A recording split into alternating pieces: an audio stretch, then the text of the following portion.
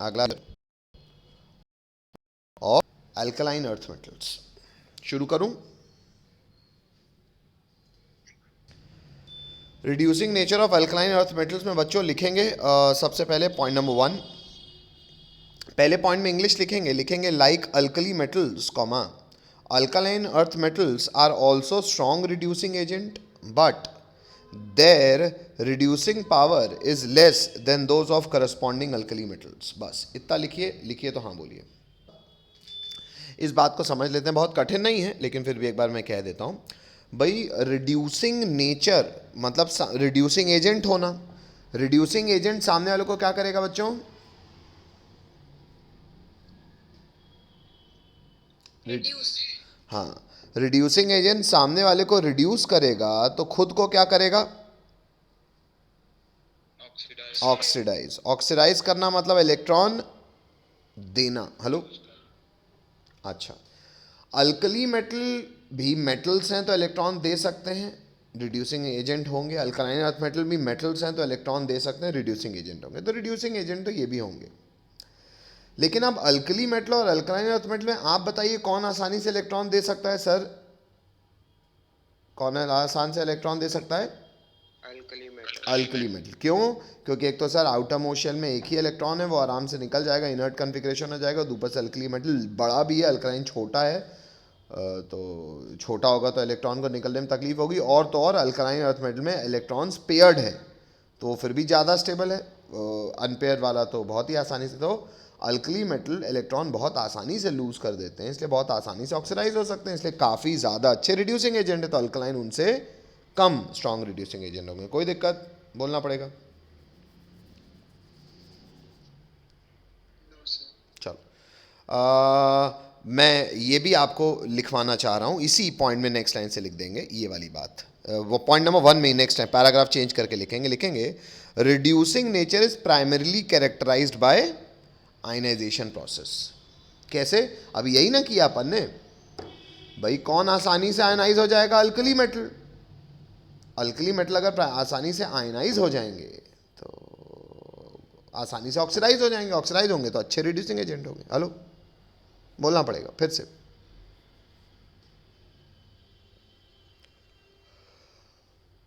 Yes sir. Yes sir.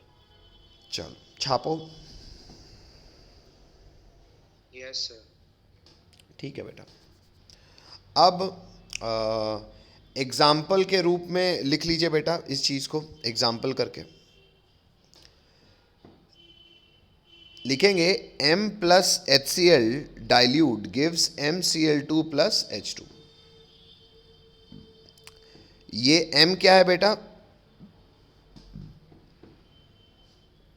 Alkaline earth metal. M है alkaline earth metal. तो फिलहाल अगर MHCl के एसिड के साथ, वैसे तो हमें पता है कि metal plus acid give salt plus hydrogen gas, लेकिन फिर भी अगर मैं यहाँ पे कुछ और इंग्लिश की बात करूँ तो क्या यहाँ पे मेटल का ऑक्सीडेशन स्टेट कहाँ से कहाँ जा रहा है बच्चों? 0 से +2। तो मतलब मेटल खुद क्या हो रहा है?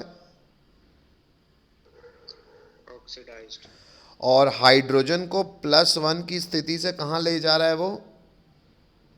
जीरो। मतलब हाइड्रोजन क्या हो रहा है? रिड्यूस्ड। अगर बेटा मेटल ऑक्सीडाइज हो रहा है, हाइड्रोजन रिड्यूस हो रहा है, तो फिलहाल मेटल कैसे बिहेव कर रहा है? यहां पे metal is behaving as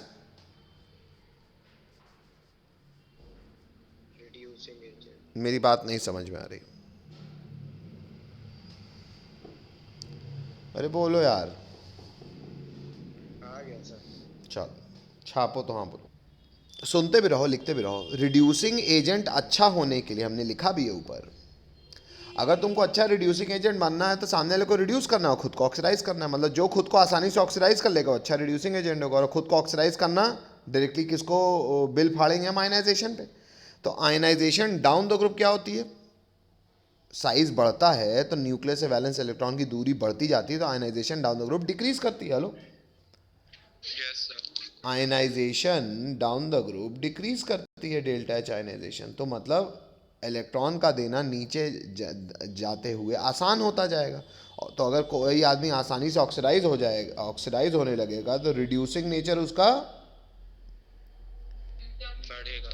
increase करता जाएगा। हेलो, बोलना पड़ेगा। Yes sir. ये बाजू में फोटो बना लो। Reducing nature down the group increase, ionisation down the group decrease. समझते हुए साफ साफ बनाइएगा। चलो लिखो तो हाँ बोलो। और आप में से कोई एक बच्चा है जो इधर उधर जिसके इर्द गिर्द बहुत हल्ला हो रहा है, बेटा वहाँ बैठ के पढ़ा करो जहाँ कम से कम कोई खीकी खाका ना हो, हल्ला हल्ला ना हो।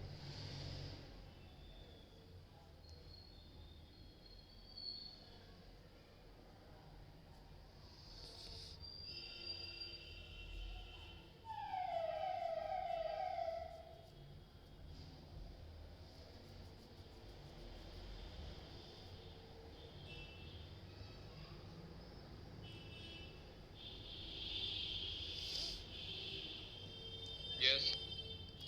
चलो बच्चों आगे बढ़ें। नेक्स्ट, कोई रोक नहीं रहा है, आगे बढ़ रहा हूँ मैं। नेक्स्ट अगला लिखेंगे बच्चों, ये भी ख़त्म होता है। अगला स्टार मार्क लिखेंगे, रिएक्शन विद लिक्विड अमोनिया। ना ठीक है, स्टार मार्क में लिख रहे हो तो ज़्यादा अच्छा है, वहाँ पे अपन ने भले वो किया था, ऐसे भी ठीक है।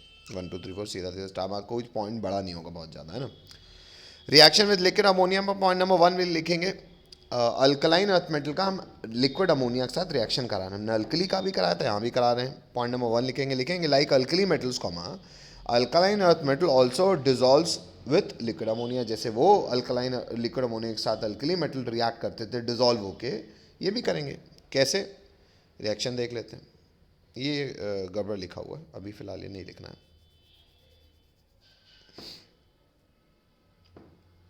इतना लिखो बस, पहले लिखो तो हाँ बोलो। ऐसा गड़बड़ चीज़ आ गई। पॉइंट नंबर 1 पूरा करेंगे। पॉइंट नंबर 1 अभी तक आपने क्या लिखा है, थोड़ा सा पढ़ के बताइए अपनी कॉपी से। अभी पूरा नहीं हुआ है, कंटिन्यू करेंगे उसको। पहले पॉइंट नंबर अभी तक क्या लिखा है पढ़ो। Like alkali metals alkaline earth alkaline, metals ammonia. फिर से। Like alkali metals alkaline earth metal also dissolve with liquid ammonia. With liquid ammonia continue करके लिखेंगे, giving deep blue solution due to presence of ammoniated electron. जैसे alkali metal में भी याद होगा deep blue solution मिलता था, यहाँ पे भी डीप ब्लू सोल्यूशन मिलता है। Reaction M solid X plus Y ammonia gives MnH3x, बस वहाँ पे +1 था, यहाँ पे +2 होगा, प्लस 2 इलेक्ट्रॉन, क्योंकि ये 2 इलेक्ट्रॉन देता है अल्कलाइन मेटल। और अमोनिया, अगर यहाँ पे x लग रहा है तो यहाँ कितना लगेगा अमोनिएटेड इलेक्ट्रॉन, y नहीं लिखा हुआ है। और चार्ज कितना हो जाएगा बच्चों, माइनस। हेलो,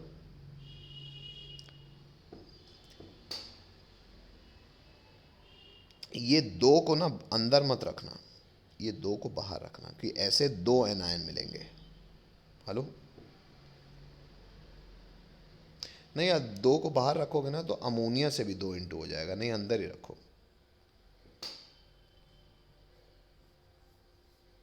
और इन दैट के 2e पे -2 चढ़ाओ।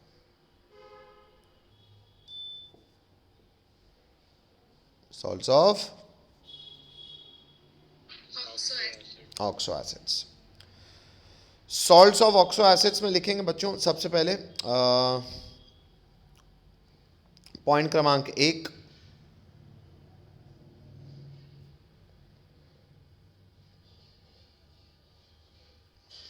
पॉइंट क्रमांक 1 लिखेंगे। और पहले पॉइंट में लिखेंगे बच्चों, ये सबसे पहले ये ऑक्सो एसिड्स होते क्या हैं, तो लिखेंगे ऑक्सो एसिड्स एग्जाम्पल्स। तो सबसे पहले पढ़ने के पहले लिखेंगे ऑक्सो एसिड्स होते क्या हैं, तो लिखेंगे ऑक्सो एसिड्स एग्जाम्पल। लिखेंगे एग्जाम्पल पहला स्मॉल ए, फॉर्मूला पहले लिखेंगे H2CO3, फिर नाम लिखेंगे। H2CO3 का नाम क्या होता है बेटा,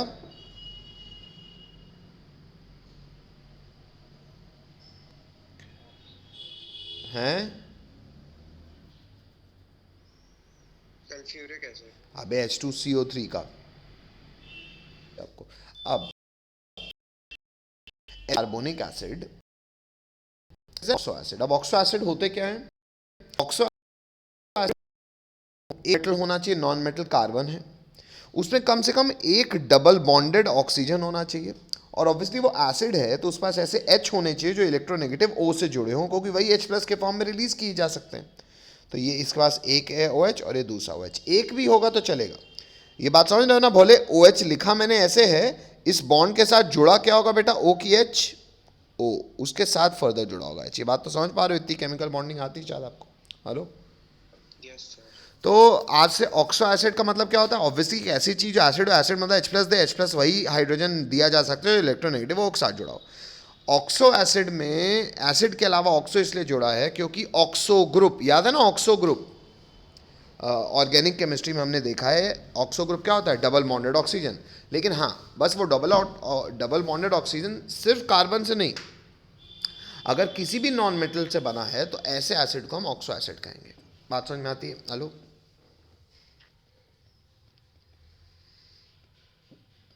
बोलना पड़ेगा बच्चों।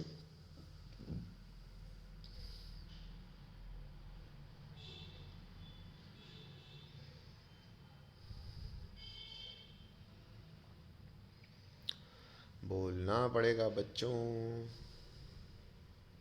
सर स्ट्रक्चर ही बना। हाँ बेटा, बिल्कुल बनाने, कैसी बात कर रहा हूँ, बिल्कुल बनाना। स्मॉल बी होगा सल्फ्यूरिक एसिड और स्मॉल सी होगा नाइट्रिक एसिड, H2SO4 और HNO3। इतनी अब आपने इनऑर्गेनिक पढ़ी है, केमिकल बॉन्डिंग पढ़ी है, तो आपको पता भी होगा। सल्फ्यूरिक एसिड में सल्फर में डबल बॉन्ड हो, ये OH ये OH, नाइट्रोजन में नाइट्रिक एसिड में N डबल बॉन्ड हो, एक इधर OH इधर कोऑर्डिनेट बॉन्ड हो। तो क्या ये भी ऑक्सो एसिड है? हाँ, ये दोनों H प्लस दे सकते हैं। हाँ, क्या इन दोनों में नॉन मेटल के साथ डबल बॉन्डेड ऑक्सीजन जुड़ा है? हाँ सर, यहाँ तो दो दो जुड़े आ रहे हैं, फर्क नहीं है, कम से कम एक भी हो तो चलेगा। तो ये भी ऑक्सो एसिड है, ये भी ऑक्सो एसिड। आजकल आप ये समझ गए अब से कि ऑक्सो एसिड एक नॉर्मल एसिड तो है ही, साथ में उस ऑक्सो एसिड आप कहेंगे जब उसमें डबल बॉन्डेड ऑक्सीजन भी हो अपार्ट फ्रॉम OH। चलो, यस सर।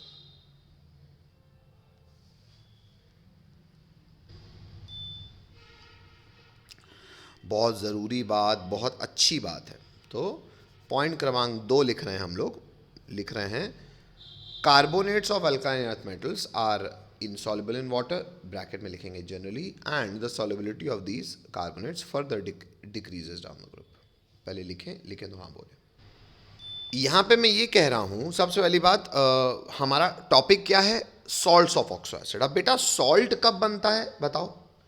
सर, जब भी कोई एसिड किसी बेस के साथ रिएक्शन करके न्यूट्रलाइज करता है तो सॉल्ट और वाटर बनता है। हेलो, बोलना पड़ेगा। Yes sir.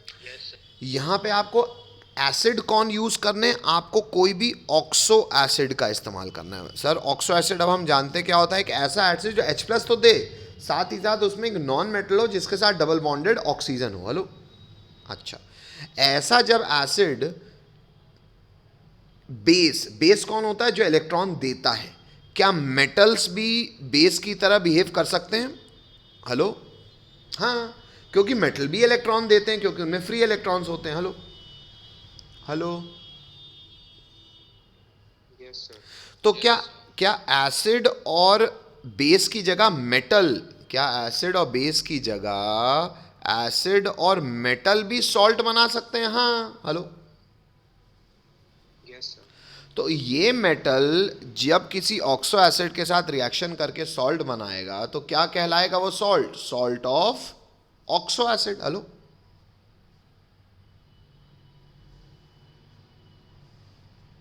बोलना पड़ेगा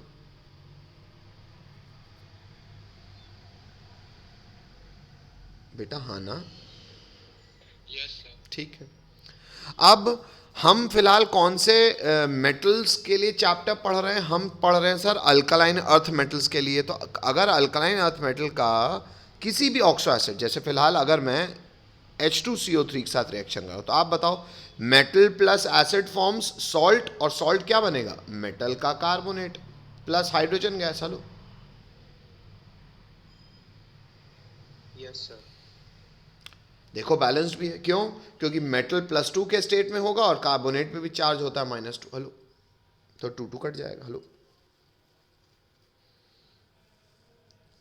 तो क्या metal carbonates salt of oxo acids कहलाएंगे अल्कलाइन अर्थ मेटल का? हाँ, तो अभी इन्हीं कार्बोनेट्स के बारे में मैं चर्चा कर रहा हूं। करूं अब फिर से? बोलना पड़ेगा। यहां तक राइट है?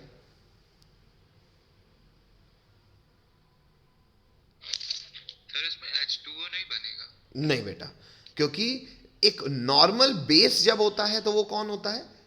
इलेक्ट्रॉन तो वो देता है, पर वो इलेक्ट्रॉन किस रूप में देता है? OH माइनस के रूप में। Hello? Yes, sir.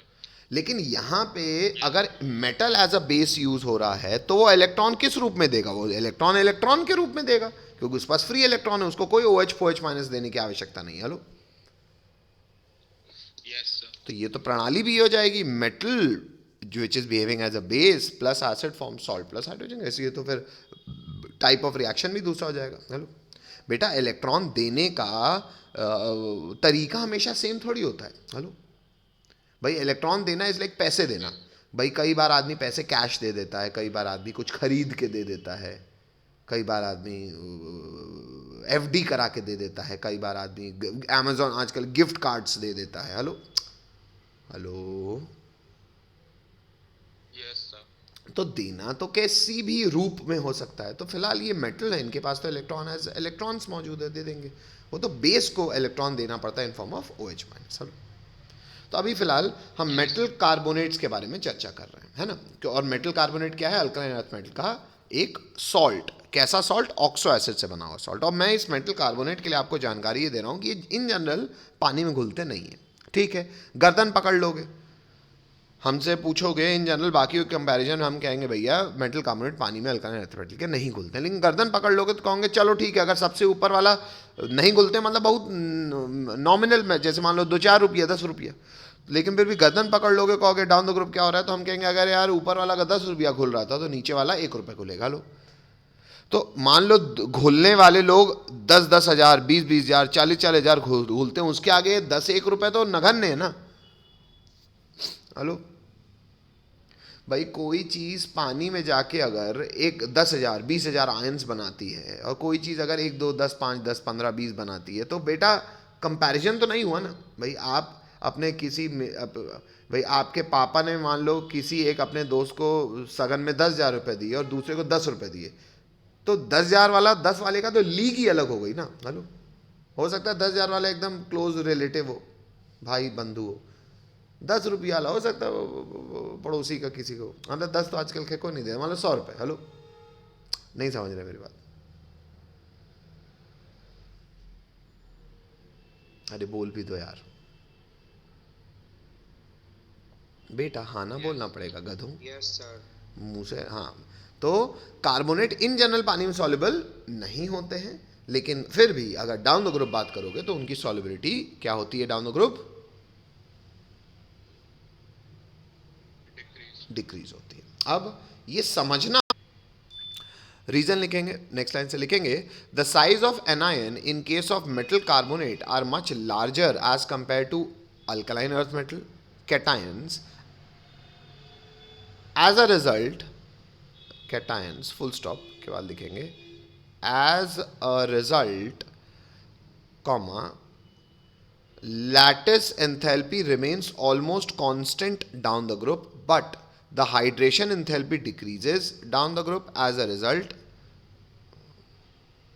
decreases down the group, hence as a result, दोबारा नहीं लिखेंगे, hence the solubility decreases down the group। पहले इंग्लिश लिख लो फिर मैं समझाता हूँ। Ion in case of metal carbonate are much larger as compared to alkaline earth metal cations. As a result, lattice enthalpy remains almost constant down the group, but the hydration enthalpy decreases down the group. Hence, the solubility decreases down the group. अब देखो बेटा बच्चों, ये बहुत ज़रूरी चीज़ है और बहुत इंपॉर्टेंट चीज़ है, इसको पहले ठंडे दिमाग से समझने का प्रयास करो। सब लोग पेन वेन कॉपी छोड़ के अब केवल सामने जो मैं समझा रहा हूँ फोटो को देखो। देखो बेटा, बेटा जो लैटिस होती है, डेल्टा एच लैटिस जिसको हम कहते हैं, ये क्या होती है सर? कभी भी कोई सॉलिड बनता है ना, वो उतना ही ज़्यादा स्ट्रॉन्ग बनेगा जितनी ज़्यादा लैटिस एंथैल्पी वो फेंकेगा। तो lattice enthalpy is the amount of energy released when 1 mole of a solid is formed, क्योंकि वही एनर्जी उसको दे दोगे तो टूट जाएगा। तो सर अगर वो जो मजबूत है उससे ज़्यादा एनर्जी लगेगी तोड़ने में, तो इतना बात सबको याद है लैटिस एंथैल्पी क्या होती है? Hello, Yes, sir. अच्छा।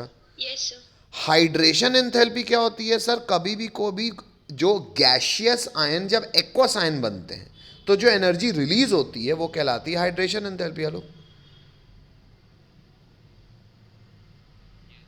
मतलब पानी में घुलने के बाद जो एनर्जी रिलीज होती है उसे कहते हैं हाइड्रेशन एंथैल्पी। हेलो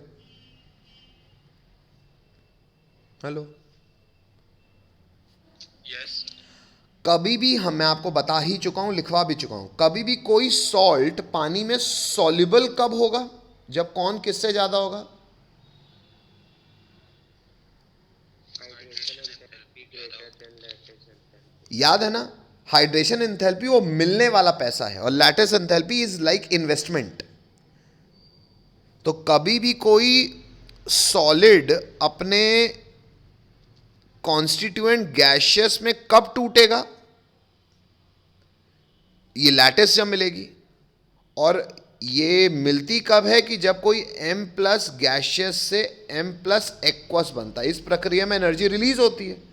तो रिलीज हुई पैसा लगने वाले पैसे से ज्यादा होना चाहिए, तभी कोई काम होगा, मतलब को सॉल्ट अपने आप पानी में घुलेगा। हेलो हेलो,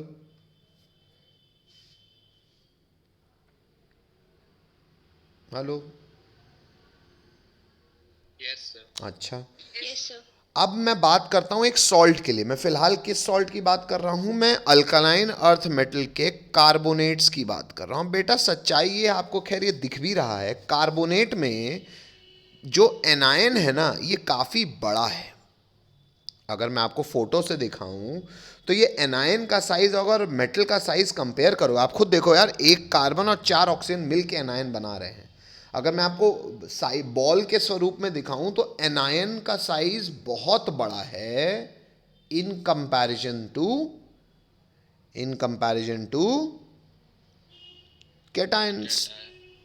अब कैटायन कौन होता है? कैटायन है सर बेरिलियम, बेटा, मांगे, कार, स्कूटर, बाप, यही है ना। अल्काइल मेटल का साइज यही ना होता है। हेलो, बेरिलियम, बेटा, मांगे, कार, स्कूटर, बाप। देखो डाउन द ग्रुप साइज बढ़ रहा है कैटायंस का कि नहीं बढ़ रहा?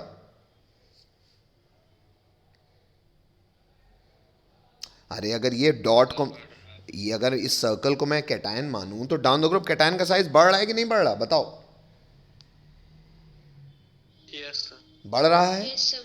लेकिन क्या ये कैटायन इस एनायन के आगे कुछ रेडियस रखते हैं? मैं कहता हूं अरे ये सबसे बड़े इसके एनायन को, सबसे बड़े कैटायन को उठा लो, क्या ये रेडियस जो हमारा है ये R और ये एनायन का R डैश में फर्क है ना जमीन आसमान का?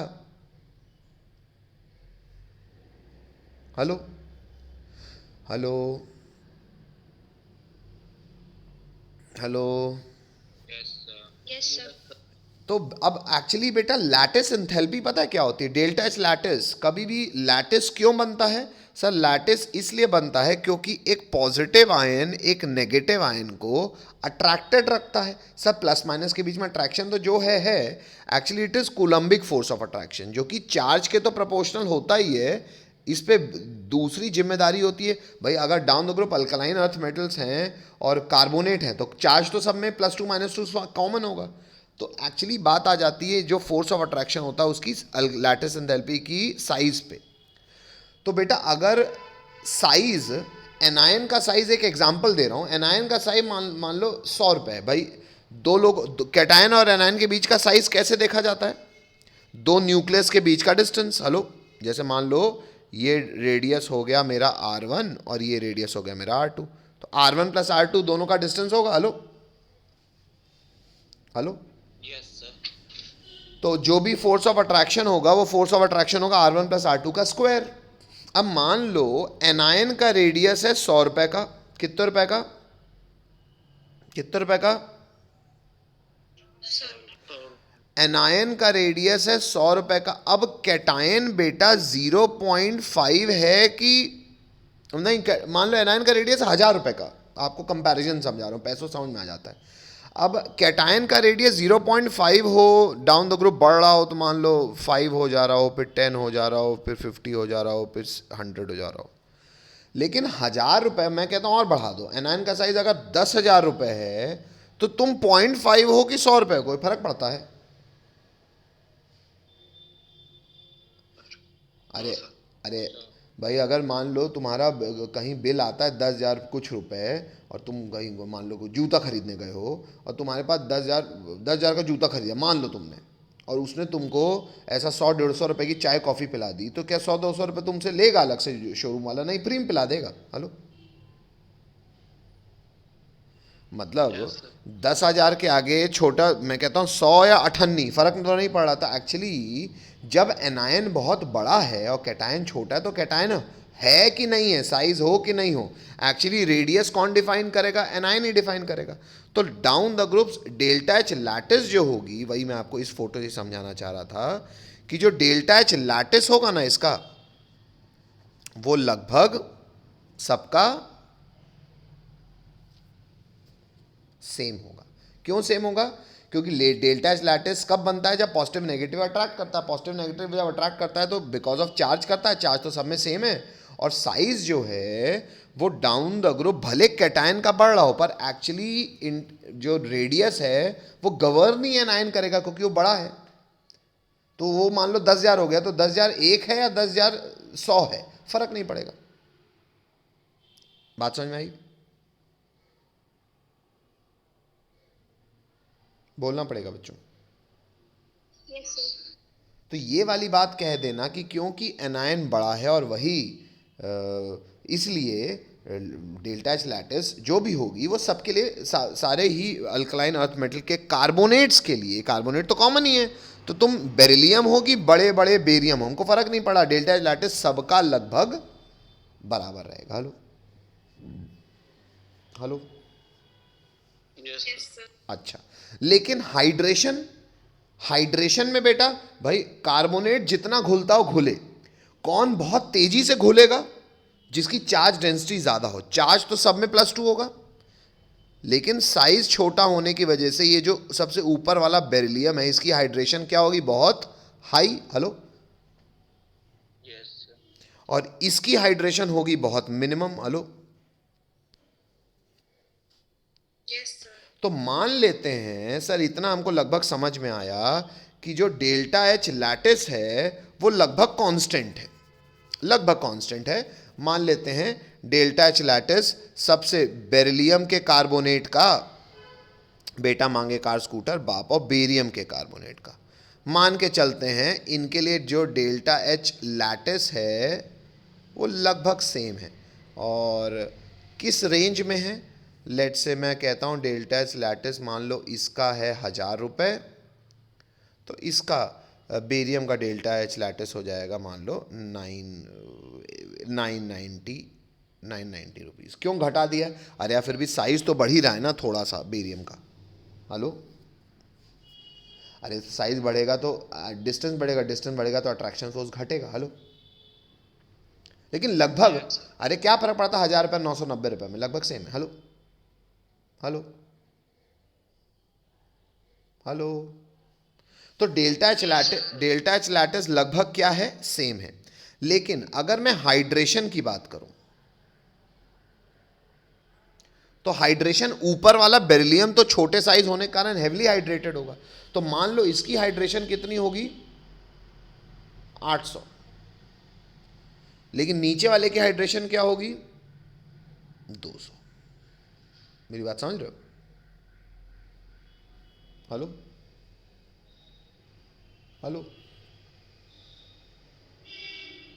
Hello, yes sir. Yes sir. तो बेटा जिसकी हाइड्रेशन ज़्यादा, वो फिर भी, वैसे तो कार्बोनेट पानी में घुलते नहीं, क्योंकि मैंने, आप देखो मैंने इसकी लैटिस एंथैल्पी हमेशा ज़्यादा रखी है हाइड्रेशन से, तो वैसे तो घुलेंगे ही नहीं, लेकिन फिर भी पीछे ही पड़ जाओगे, चम्मच घोल घोल के घोलने का कोशिश करोगे, तो कौन आसानी से हाइड्रेट हो जाएगा? जहाँ मिलने वाला पैसा ज़्यादा हो। हेलो, तो डाउन द ग्रुप, और क्यों हाइड्रेशन क्यों डिक्रीज कर रही है? क्योंकि सर एनायन तो कॉमन है, कैटायन जिसकी चार्ज डेंसिटी ज़्यादा होगी उसकी हाइड्रेशन ज़्यादा होगी। हेलो, बोलना पड़ेगा। हेलो। और बेटा ये सिर्फ अल्कलाइन अर्थ मेटल के कार्बोनेट्स के लिए वैलिड नहीं है, ये अल्कलाइन अर्थ मेटल्स के हर वो सॉल्ट के लिए वैलिड है जिसके एनायन बड़े होते हैं। जैसे कि अगर मैं अल्कलाइन अर्थ मेटल्स की बात करूं तो अल्कलाइन अर्थ मेटल के सल्फेट, अल्कलाइन अर्थ मेटल के कार्बोनेट्स और अल्कलाइन अर्थ मेटल के हर वो सॉल्ट जिसमें एनायन का साइज कैसा हो,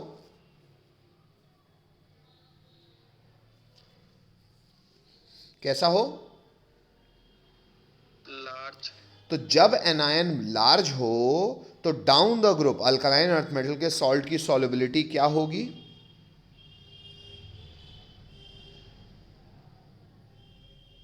क्या होगी, पानी में घुलने की टेंडेंसी, हेलो बोलना पड़ेगा, डिक्रीज।